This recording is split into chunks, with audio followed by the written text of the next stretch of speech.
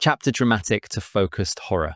He roars in surprise as we both slam into the concrete wall, the force of the hit sending a cloud of dust and plaster into the air. The fluorescent lights flicker overhead, casting long, jerky shadows against the mural of my own face on the wall. I look at the painted version of myself, smiling, holding a balloon, innocent. I look down at your actual hands. They are massive, three-fingered, and built for crushing rather than comforting. I hear a soft click-clack of a remote control around the corner. The human is close.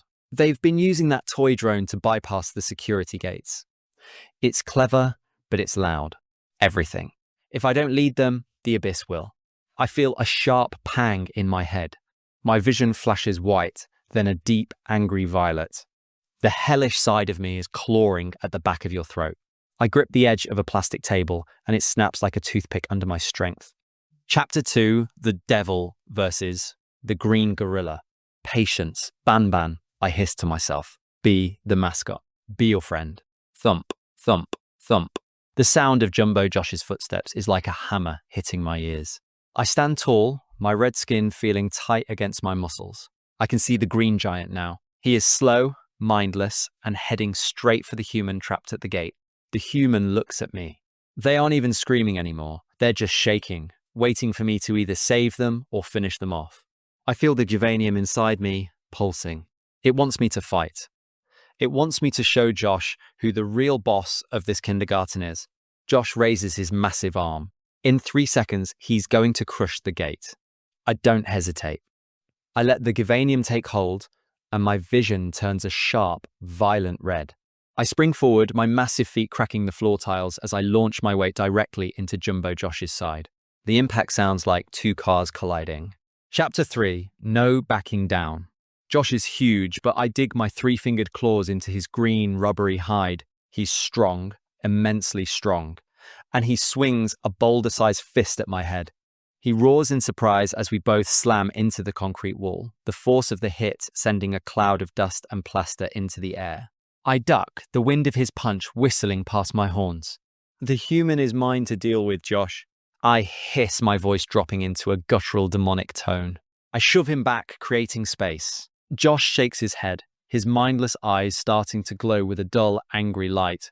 He's not going to back down easily. Behind me, I hear the human fall to their knees, paralyzed by the sight of 2 monsters tearing each other apart. I let the monster inside me take full control. My jaw unhinges with a sickening crack, opening wider than any human ever could. I lunged forward, burying my teeth deep into the thick green muscle of Jumbo Josh's shoulder. Josh lets out a deafening guttural roar that vibrates through my very skull. He thrashes wildly, slamming me against the lockers, but I don't let go. I taste the bitter chemical sting of green Juvanium as I bite down harder. This isn't just a fight, it's a message. Chapter 4, The Original Protector. Finally, I shove him back with a massive kick to his chest. Josh staggers, clutching his mangled shoulder. For the first time, I see a flicker of something like fear in his dull eyes. He huffs, a low, defeated sound, and begins to back away into the shadows of the east wing, his heavy footsteps retreating. I stand there, gasping for air, the red fluid dripping from my chin. I slowly snap my jaw back into place and turn my head toward the human. They are pressed against the gate, staring at me in pure horror. They just saw me rip into a giant like a wild animal. I take a slow step toward them, wiping my mouth with the back of my hand. I am standing in the dark, cold depths of floor 8. My red skin feels tight as I walk through the flickering lights of the kindergarten. I am Banban, the original protector, and I can feel the presence of the blue imposter nearby. Flumbo thinks he can replace me, but I will not let that happen. The screen glitches with a red tint as I stomp into the primary containment zone. The heavy scent of blue Juvanium is overwhelming. I am Banban, and I have finally cornered them both. Chapter 5, The Blue Mistake.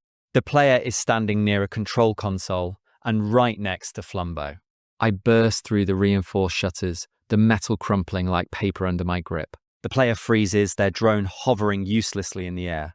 I take a heavy step forward, the floor cracking beneath my weight. My voice is a low whimper and tries to shrink away. The music swells into a deep, distorted bass. The player has the remote in their hand, but I am too close for them to use it. I reach out, my shadow completely covering both of them. I am waiting for the player to make a move. Vibrating rumble that fills the entire room. So I growled, looking at the player. You thought you could just find a new friend? You thought this blue mistake could guide you where I couldn't? I turn my head sharply toward Flumbo. Chapter 6, Garden of Banban Shattered Javanium. The blue creature says, "Hey, Banban," in a happy voice because he still does not know that I locked him in a closet, so he can't be the main name of the place.